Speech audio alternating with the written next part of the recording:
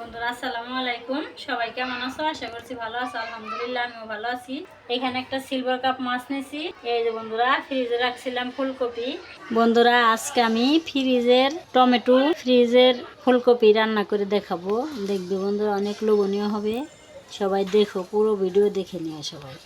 আর একটু যদি ভালো লাগে একটা লাইক করে দিও। আমি কড়াইতে তেল দিয়ে দিলাম, হলুদ গুঁড়ো দিয়ে দিলাম, মরিচের গুঁড়ো দিয়ে দিলাম, লবণ দিয়ে দিলাম। এখন আমি মাছটা সুন্দর করে মাখিয়ে নিব। বাজার জন্য হলুদ মরিচ লবণ দিয়ে দিলাম। এখন আমি মাখিয়ে সুন্দর করে বাইরে নেব। এখন আমি মাছ দিয়ে দিলাম। এখন আমি আলুগুলো হালকা একটু বাইরে নেব। লাইটের জন্য আরও অন্ধকার দেখা যায় বেশি। এই যে আলুটা ভেজে নিলাম, আলুটা এখন নামিয়ে নেব। পেঁয়াজ দিয়ে দিলাম। অন্ধকার দেখেন কেমন দেখা যায়, অন্ধকার অন্ধকার লাগে। একটু পানি দিয়ে দিলাম। এখন বন্ধুরা মশলাগুলো দিয়ে দেবো। পেঁয়াজ মিলে গেছে। এখানে আদা রসুন জিরে একসাথে বেটে নিচ্ছি, দিয়ে দিলাম। হলুদ গুঁড়ো দিয়ে দিলাম, মরিচ গুঁড়ো দিয়ে দিলাম, ধনিয়া গুঁড়ো দিয়ে দিলাম, লবণ স্বাদ মতো। এখন আমি একটু মশলাটা কষিয়ে নেব। বন্ধুরা আবার কতগুলো কাঁচামরিচ দিয়ে দিলাম। ফুলকপি একটু জাল না হলে মিষ্টি মিষ্টি লাগবো, মজা লাগবে না। এই জন্য আমি বেশি করে সব মশলাগুলো বেশি বেশি করে দিলাম, কিন্তু জালটা বেশি সবচেয়ে বেশি দিলাম। এইভাবে ফুলকপিটা রান্না করলে কিন্তু অনেকটা মজা লাগে।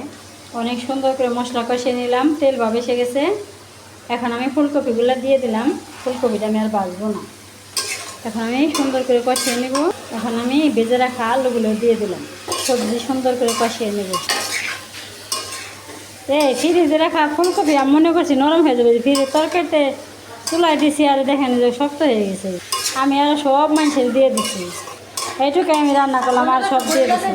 হ্যাঁ আমাকে কী কেমন না কেমন লাগবো, কিন্তু এই যে দেখো ওই যে কত সুন্দর শক্ত হয়ে গেছে। হয় এই যে দেখছো, সবাই দিয়ে দিচ্ছি। আমি তো কোনোদিন রাখি না, এই প্রথম রাখছি। এখন এই যে কষাই দিচ্ছি না, এখন মনে করো আগে যে ফুলকপিটা রান্তাম ওরকম সুন্দর শক্ত হয়ে গেছে। অনেক সুন্দর করে কষিয়ে নিলাম। এখন আমি পানি দিয়ে দিব।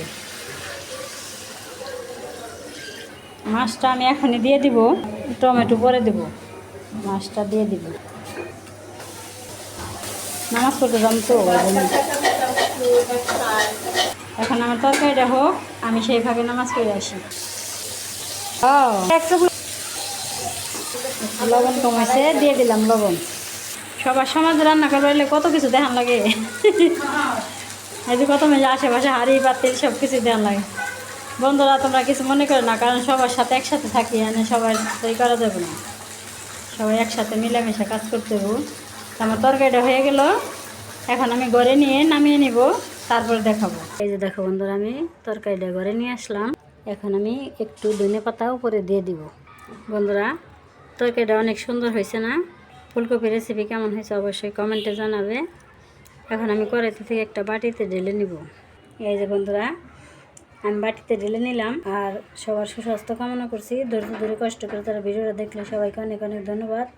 সবাই ভালো থাকবে, সুস্থ থাকবে, সাবধানে থাকবে। আল্লাহ হাফেজ, আসসালামু আলাইকুম।